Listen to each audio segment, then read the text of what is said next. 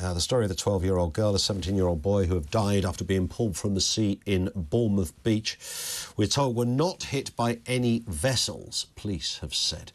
Oliver Whitfield-Miocic is TalkTV reporter who's been following this story. It was the story first sort of broke, was it late last night, early this morning? Yeah, about 10 o'clock last night. We began to get this detail. And then a press conference, it was clearly ultimately a tragic story of the loss of life of two children, 17-year-old and a 12-year-old. A press conference happened just before midday, or just after midday. We didn't get too much detail from this, Ollie, did we? What is the latest as we know it? So, a really tragic case. These two children, one 12-year-old from Buckinghamshire, one 17-year-old from Southamptonshire, in the water, in distress, along with 8 other people. The 8 other people managed to get out of the sea. The 2 who were in the water just sadly died on that beach. We didn't have much information yesterday from the authorities. There's been a huge amount of speculation online, which the police have been urging people not to do. Let's just take a listen to what we managed to hear new in that press conference today. A 17-year-old boy from Southampton and a 12-year-old girl from Buckinghamshire were taken to hospital, where very sadly they later died. There is no suggestion of people jumping from the pier or jet skis being involved. And those members of the public that went in to try and help were also not related. They were great-spirited members of the public who've tried to assist those in difficulty.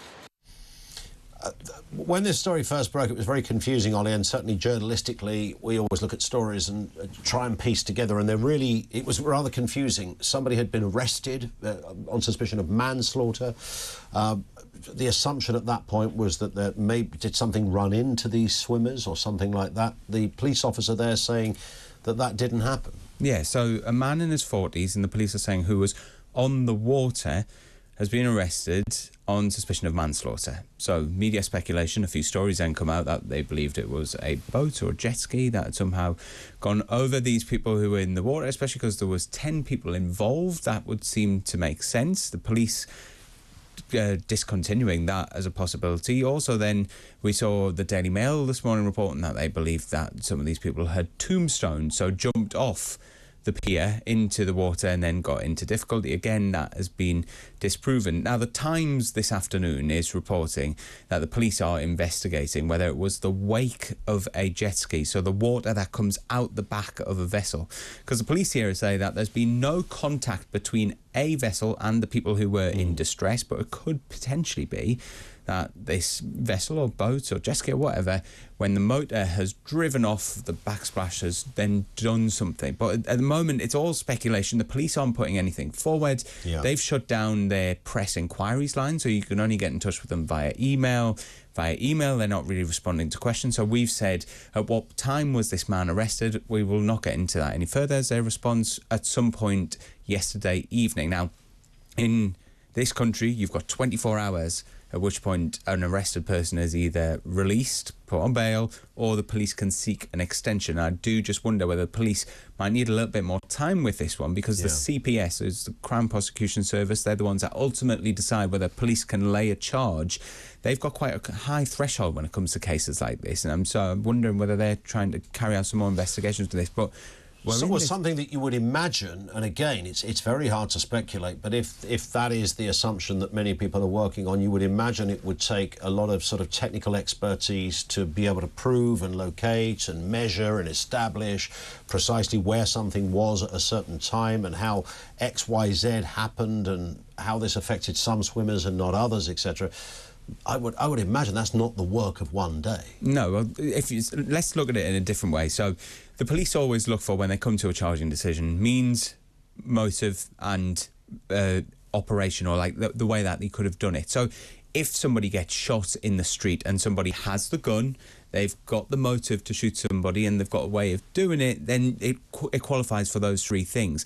How did the police in this instant prove those 3 key parts of doing that? You know, you probably need somebody who's an expert in underwater currents, or how a machine's a motor in the sea is going to create that sort of riptide. Yeah. It's really confusing. So when they say there was no vessel involved, that essentially is a way of establishing that nobody was hit by a vessel. They're saying in sense. contact. In contact with it. But it's not clear whether there was a vessel in the vicinity, which was then... that had a kind of knock-on effect through water and whatever would have happened, and sadly the loss of 2 lives. Are we expecting any more from the police? It was a very interesting, a slightly curious press conference in that I felt that we knew almost less after it than we knew before it. And I know it's always tricky and everybody wants to get that information, but one assumes the next update we might get will be whether they have or haven't, or what's happened to this person they've arrested. Yes, I think that'll be the next sort of update that we'll get from the police, because that is sort of the next logical step that we'll get. We heard from the Assistant Chief Constable there at Dorset Police that she wasn't able to answer any questions. This investigation was ongoing, so she was limited. It will be concerning because the weather is hotting up. Yesterday it was 22 degrees in Bournemouth. Families want to go there, enjoy it. They want to know that the sea is safe. At the moment, we don't really know what potentially is caused. But you also, there would have been a lot of people around, and I'm surprised there hasn't been more individuals that were just on the beach that would say, well, actually, what we saw was this, so we know that there was, X, Y and Z going on. We haven't heard much there. Yeah, and that could be part of the reason why it's taken the police so long, because if there's nobody there with a camera, so they've got no CCTV evidence, no camera evidence, no real eyewitnesses who managed to see what goes on, that makes the police's job a lot harder. But the police urging people not to speculate, I think in the absence of any information, official information that comes from the police, it might be very well that they put out that request, but I think in some cases it is human nature for people to wonder what on earth has happened here, especially when we don't have any sort of firm facts. Interesting comments as well on social media, which I think might have come up in that press conference. There's been some pretty distasteful posts put on social media. People almost doing comedic commentary on paramedics and emergency workers trying to... I mean, it's... I suppose, Ollie, just another very grim reminder of the kind of strange world we live in and how desanitised people have become to trauma and horrendous events, where it's just the most automatic thing for some people to do, to get out their camera, film it, say some funny things while emergency workers are trying to save lives, and then post it onto social media. Yeah, the hunt for views and likes, and we've seen this time and time again when it comes to various cases. The big one that springs to my mind, Nicola Bulley, which we did a lot of reporting on up in Lancashire, those people who came down with phones in hand, running around, trying to be TikTok sleuths, running through people's gardens.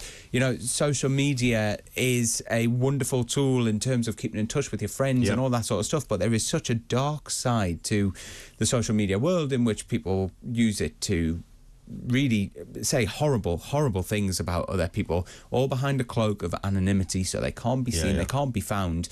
And really, you've got to remember, at the end of the day, there are 2 families now in this country whose young children are not coming back home, and this for them it's absolutely horrendous. I wish people would join that rather obvious dots when it comes to these kind of things. There's a 12-year-old girl, a 17-year-old boy who have died here, 2 bereaved families whose lives will never ever be the same again. So when you're thinking of posting your wacky TikTok video around a tragedy such as this, it shouldn't take me, a bloke on the telly and the radio, to remind people that you might want to think again about that. Ollie, thank you. We'll have more updates, of course, when we know more. Oliver Whitfield-Miocic, TalkTV reporter with us here, covering that story.